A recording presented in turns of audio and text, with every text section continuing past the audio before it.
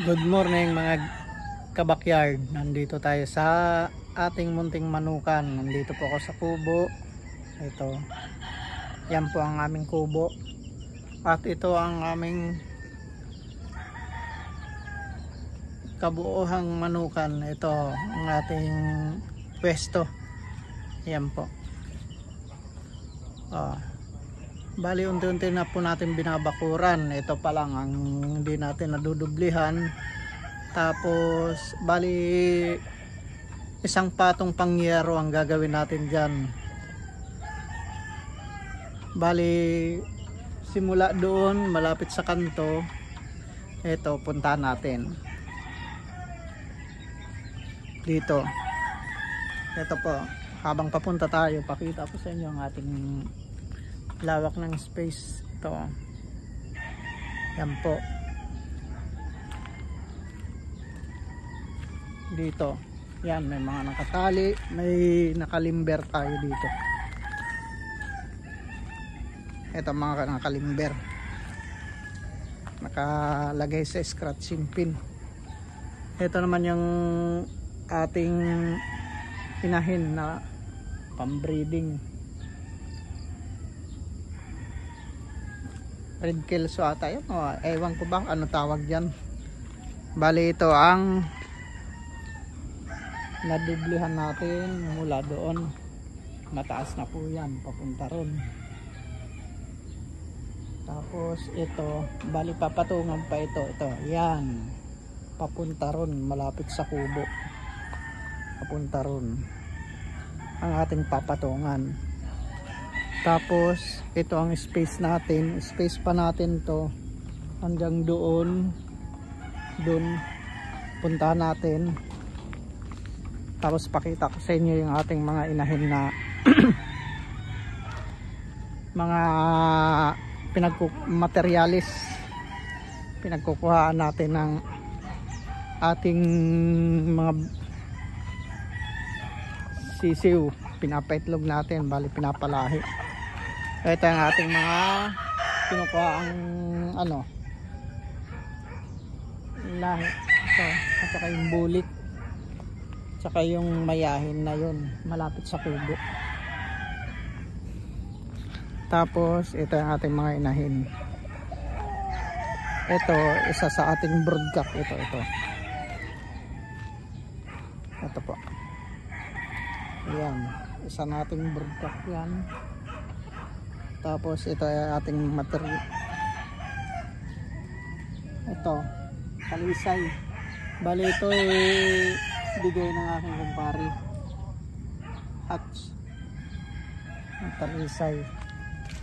Tapos ito sa isa inahin, ito Milsim Black. Bali yan isa rin sa kinukuhaan natin yan ng lahi. Ito rin andito. Ito isa na to sa palahi natin na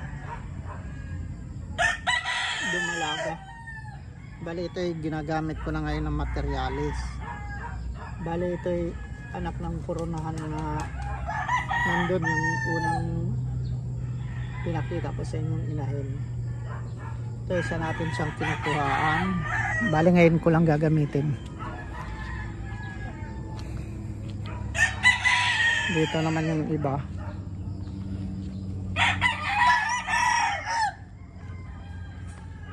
Ito palahi na natin, ito stag. Ito naman ating binili ito. Gagamitin muna natin materialis, pero nakaisa na ito, banded ng WPC.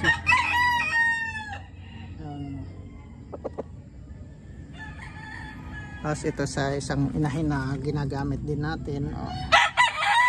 Yan, marami tayong inahin dito na ginagamit pang materialis.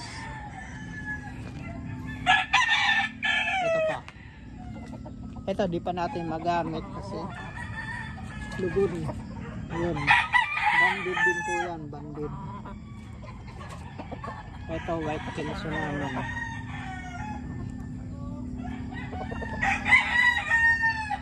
Ito isa rin.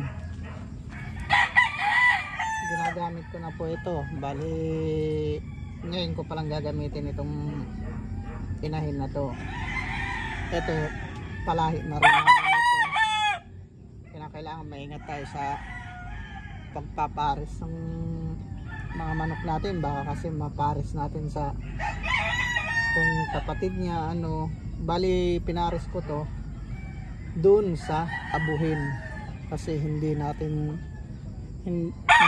kapatid yun o anong relative. Ito naman yung ating broadcock alimbuyugin. Yan, bulag. Yan po, 2 times winner. Yan ay binili lang namin yan para materialis. So yan ang space natin. Yan, mula doon pababa space natin sa ating manukan. Marami pa tayong may tatali, kaya lang plano ko mag breeding talaga. Ito yung ating mga pinag breeding na. Yan yung mga pinalabas natin sa talisay at saka sa alimbuyugin, lumabas hiraw. Ayan, meron din tayo dito. Ito sama-sama na ito kasi ina-incubate namin. Yan, ito sa koronahan yan. Yan, koronahan ng nanay niyan. At ito kuhang-kuha ang pagkakoronahan na ito. Yan. So update ko kayo pagka tayo po ay nakapagpalahi uli. Sana maging matagumpay ang ating munting backyard.